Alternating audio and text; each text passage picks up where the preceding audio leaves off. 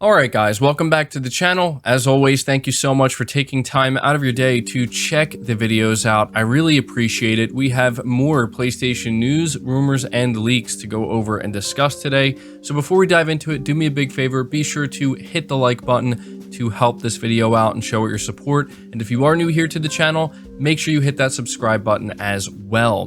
Diving into the first topic, we're talking about Sony filing a new patent that mentions accelerated ray tracing on PlayStation 5. So this is reading from PlayStation Universe, where it says Sony Interactive Entertainment has filed a new patent that suggests the format holder is looking to optimize its ray tracing effects on PS5. Spotted by Twitter user Zubitech, the patent was filed by PS5 architect and knack creator Mark Cerny and mentions, quote, system and method for accelerated ray tracing and system and method for accelerated ray tracing with asynchronous operation and ray transformation, end quote. Ray tracing is one of the many advanced features that PS5 is capable of offering over its predecessor, and it's something we are seeing a lot more of now that developers are offering dedicated performance modes that include ray tracing effects.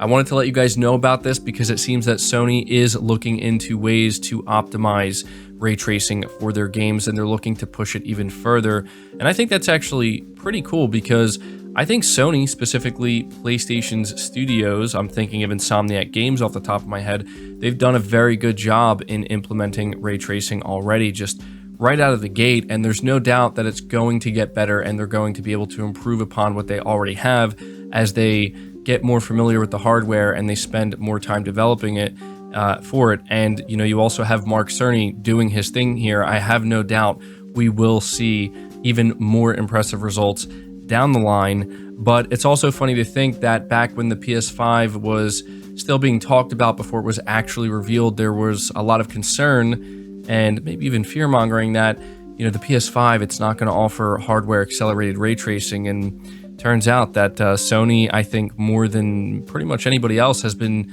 really kind of showing like what you can do with ray tracing on the PS5. So very cool, very cool. We are moving on to the next topic though, which is a very peculiar one, but I want to let you guys know about this just in case it does turn out to be true. So over on the Gaming Leaks and Rumors subreddit, we have the user Seaworthiness Front 89 posting retail chain Juegos Digitalis claims God of War Ragnarok launches this June. Now, within this post, he mentions that the retailer has God of War Ragnarok up for pre-order, and this is within multiple regions where it's listed as a release of June 2022. Now, this could just be a placeholder, and we absolutely need to keep that in mind. In fact, I would actually say that it's more likely this is a placeholder, but the user does also point out that very recently, Jason Schreier on the Gaming Leaks and Rumors subreddit responded to a thread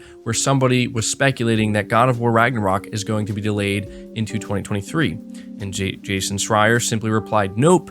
And obviously we're meant to take that not as speculation, but as him letting us know, no, it's not getting delayed into 2023. Now, here is the big one that I need people to pay attention to, because a lot of people are going to come to the conclusion that that's just way too soon. There's no way Sony's going to release God of War Ragnarok in June.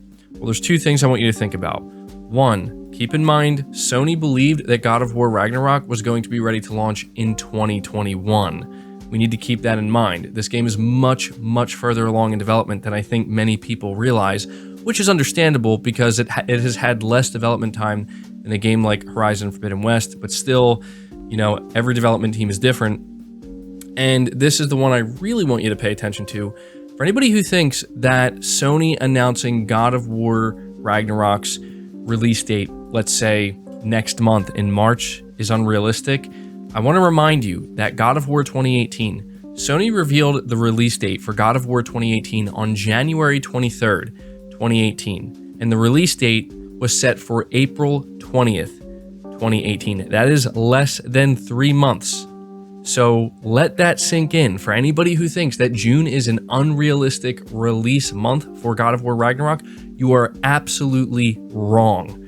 Okay, now I'm not saying that it's going to release in June. I'm just simply pointing out that it is actually a very, very realistic launch month for God of War Ragnarok, whether anybody wants to believe it or not. And I understand why a lot of people don't want to believe it, because it does sound awesome, right? To think that we could be getting Ragnarok that soon. And I don't want to encourage anybody to wholeheartedly believe that you'll be playing this game in June. We do not know, but just don't throw it out the window and say, nope, absolutely not going to happen, because believe it or not, there is a pretty decent chance that, yeah, it could release in June.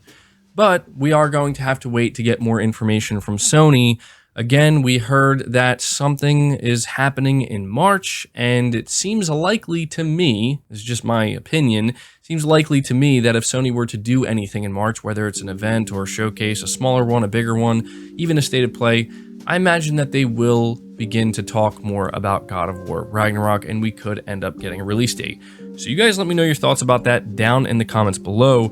Next up, though, we're talking about another very interesting leak potentially here. Horizon Forbidden West online store and DLC expansions leaked. This is also coming from the Gaming Leaks and Rumors subreddit from the user XAWFire, where they say VSC Rating Board is an administrator of the PEGI system in charge of rating video games in Europe, so it is legitimate. Minute 119, the girl talks about online store and DLC expansions for Horizon Forbidden West, but right now there is no online store in the game. They probably revealed it early. And so a lot of people are feeling pretty excited about this, because it seems that in a way, we just had DLC confirmed for Horizon Forbidden West. Now, here's where things get very interesting. People are speculating that we may end up getting a multiplayer expansion for Horizon Forbidden West, similar to what we got with Ghost of Tsushima with Legends. Now, there's no evidence to prove that that's what we're going to get. We could end up just getting like a standalone single-player expansion of some kind, which I think a lot of people would also love that as well. But, you know, there were rumors that popped up, I think, you know, more than a few times, basically saying that Guerrilla Games is working on some type of multiplayer component for Horizon that is like inspired somewhat by Monster Hunter. And so, you know, maybe there is something to this, you know, that does mention an in-game store, or an online store, I should say. And so you have to wonder, you know, like, why would there be an online store if it's a single-player DLC? But still, this is just something that I wanted to let you guys know about, because I think it's safe to say that Sony and Guerrilla Games will be supporting Horizon Forbidden West for some time after its launch. And I just want to ask you guys, what would you prefer? Would you prefer like an online multiplayer, like a co-op multiplayer component for Horizon that's inspired by Monster Hunter, similar to kind of what we saw with Legends for Ghost of Tsushima? Or would you prefer a single-player standalone expansion? Let me know. But the final topic I have for you is yet another leak, but a very interesting one, where we're talking about The Last of Us factions, or The Last of Us 2 multiplayer. Well, I'm not going to call it The Last of Us 2 multiplayer, because that's not what it is. It's going to be separate. We're just going to call it The Last of Us online or multiplayer game. This is reading from PlayStation Universe, where it says The Last of Us Part 2 didn't get a multiplayer mode, but content creator Specializer has begun rummaging around in the game's files and come up with 3 armor models for Ellie for use in the scrapped mode. Presumably, these models were from leftover ideas that Naughty Dog had for the multiplayer before it was axed, as they clearly differ from anything she is able to wear in the main game. Whether or not they're going to turn up in the standalone multiplayer mode or have been given the boot entirely is another question altogether. In addition to the models, Specializer also managed to uncover 6 multiplayer backpacks that they have not been able to load into the game. They are Assault, Melee, Sniper, Stealth, Support, and Tactical. So I thought that this was just really interesting, because this is yet another title that, honestly, it seems like it's time for Sony to show it, to talk about it, to announce it. They have yet to actually even formally reveal it, that being the multiplayer game. And I don't think that the stuff that Specializer here is unearthing, I don't think this is going to be part of the multiplayer game. It could be, but it's interesting to me that, you know, Ellie, it's like gear for Ellie. It makes me wonder if with this standalone multiplayer game, if we will see Last of Us characters as like playable characters. That would be a little bit surprising to me. I kind of get the impression with this standalone multiplayer game that you're going to be able to like create your character. And believe it or not, I kind of get like, you know, an MMO light vibe with what Naughty Dog is doing. Now, I have no evidence to back that up. That's just kind of what I'm imagining in my head, but still, I feel like the time is now for Sony to reveal this multiplayer game. It might not happen, you know, next month. It could very well happen in June. But I also want to say one last thing here, because a few people have brought this up to me. They're saying, you know, Naughty Dog has so many positions open. They're hiring for so many different roles. You know, it's unlikely because of that this multiplayer game is actually going to release. And I want to let you know that that could be a possibility, but I don't think that's likely. This has been in development for a while, and you have to understand that a good chunk of the main development team at Naughty Dog has been working on this, but this is going to be a live service game. So once I guess you could say the base or the core of this live service game is finished, the bulk of the main development team at Naughty Dog will likely move on to their next project, which will probably be another single player game. So they're going to be hiring more people to kind of run this multiplayer live service game, continue to create content for it.